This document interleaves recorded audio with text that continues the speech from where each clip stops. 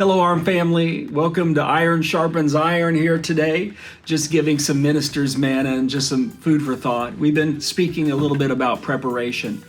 And from the day that I planted the church some 27 years ago, I knew that I was not the man. And in fact, I'm just going to be very transparent. I never felt the call to be a pastor. I didn't feel, when I looked at what a real pastor was, I'm like, man, they've got an amazing gift of affection. And I'm kind of like, get it done right now. But I love people. But I always look at myself as more of an apostolic evangelist. I want to motivate people and build something together. That's kind of my take on relationship, not just sitting around and having a conversation over a cup of coffee. I'm like, let's do something. But I pastored for 25 years. So from the day I began to pastor, I realized that this was a generational church, that I planted the church because my spiritual father died on his way to plant the church. So that lot or mantle or responsibility in the spirit fell on me.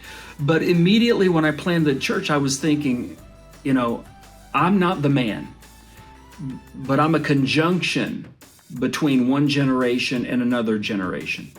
And so immediately I began to say, I've got to prepare for the next guy. So succession was not what I do when I'm finished ministry. Succession was the ministry. And so immediately I began to take young men and young women and give them opportunities and spend time with them and get in the Word with them and pray with them, because I realized that succession was not at the end of my life what I did when I was done doing what I felt like God had called me to do. That my whole life was a life supposed to be of succession. And so if I was going to have a successive ministry, I also had to have a lot of preparation that would happen. And I looked in times past where a lot of wonderful ministries, the leaders could not transition in a healthy way because the finances weren't there to bring on the next guy. And so I got really adamant about it, that for one, that I would never be held hostage by a pastoral salary. And two, that I would be able to take what was given to me as a pastor at some point and give it to the next pastor and walk alongside them in a fathering role, in a mentoring role.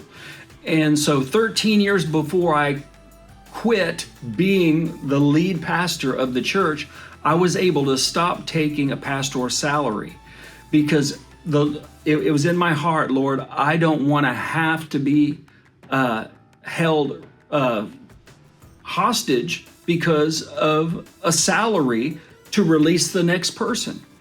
And so the Lord gave me a tongue interpretation, some financial strategy, and it allowed me to walk that successive plan out with other ministers, me not taking a salary from the church anymore at that point.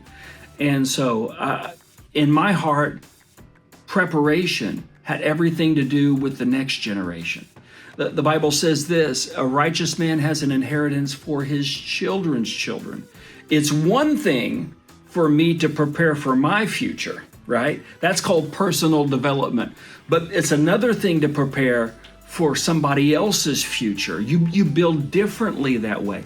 And Jesus said in John the 17th chapter, he said, I finished the work in that those that you've given me out of the world, his disciples, he had the time to prepare them for him not being there.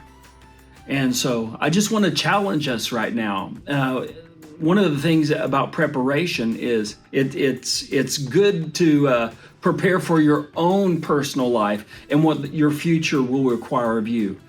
But if you're going to build generationally, preparing for the next generation, you've got to bring somebody alongside of you.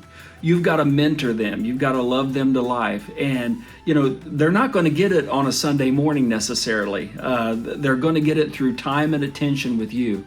And so I want to challenge you today with all of the things we're talking about with preparation. I think the greatest thing that we could prepare in the Lord is to prepare the next generation for what God has for them.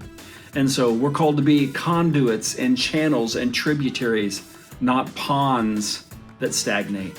And so blessings on all of you that put your hand to the plow and prepare for a day and an opportunity that you've never experienced yet, but you can see it in the Spirit.